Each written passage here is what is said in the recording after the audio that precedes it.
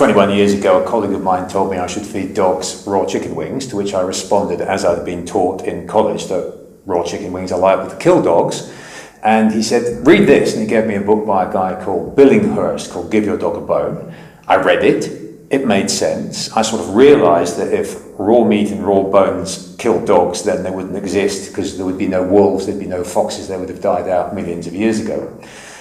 So I started feeding my own dogs, and all I saw was the fact that their coats improved, but I tentatively began to use it in my surgery for dogs with bad skins, anal gland problems, teeth problems, and gut problems.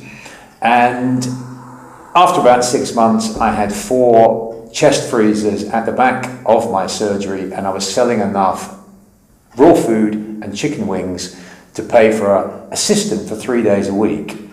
And I thought maybe a third of all the dogs that I saw who had chronic diseases improved or got better simply by taking them off kibble and tinned meat, but especially kibble, and putting them onto raw food. And so through my clinical experience, it's become a major part of my treatment regime as well as my prevention of disease. And I've been utterly convinced, because I've been doing this, having been a skeptic, for 20 years now. Trying to do it yourself, so you do have to learn how to do it well, but there are now quite a few companies that are out, certainly in the UK at the moment, that are producing excellent raw food compounded diets, so that when you're starting out, you haven't got to start with a block of meat and vegetables, and so it's done for you. I look at dogs as carnivores, and there's no doubt that they are carnivores, and I look at what they eat in the wild, and they are hunting animals. They eat prey, they catch and eat prey, they eat the whole prey, and that's the skin and the bones and the innards and the meat. And they're also scavengers, which means they'll pick up roots and berries and fallen fruit and vegetable matter.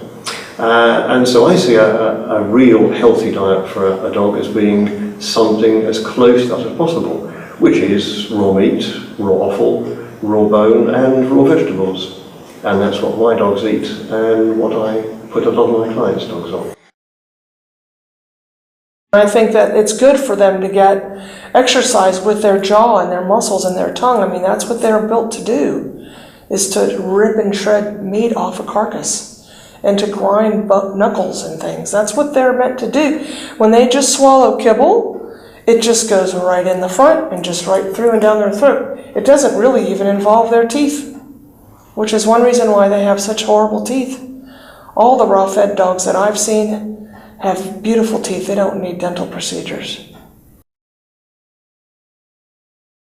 I think a raw diet is no more risky than any other diet that one can possibly feed.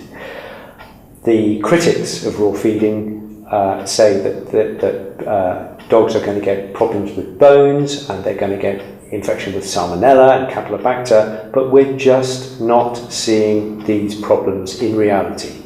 The epidemic that they predict is not happening. I think if dogs were dropping dead from feeding kibble, then obviously people would stop doing it. Of course they're not. They're running around quite happily, but there are lots of kids running around eating McDonald's and being quite happy. My belief and my experience is that we start to see the price that's being paid for what are often cheap and poor quality ingredients further down the line. So we are now seeing, and I have been in practice long enough to say I think there's been a change. I was in practice before commercial complete diets and kibble was as popular as it is now. And I think that we have seen a rise in the incidence of what I would call the degenerative diseases that are affecting humans, and humans that eat what's often called the standard American diet, but a poor Western diet. So that's high in refined carbohydrates, high in bad trans fats, and poor quality ingredients, which are often the residue of the human food industry. And my argument to people is that, you can't run a Ferrari on paraffin. Why do we expect to grow good, healthy bodies on poor quality ingredients? And I think that it's not the younger dogs because they have a vitality of life that overcomes the poor quality ingredients.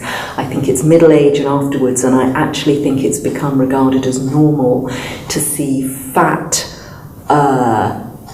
dogs often with heart problems. Even the dogs that are considered well are usually overweight, they have dry, flaky coats, they have teeth problems. It's considered normal for dogs to develop teeth problems by the time they're 5 or 6 years old. And I would flag up, having had dogs fed on raw almost from weaning, that is not normal.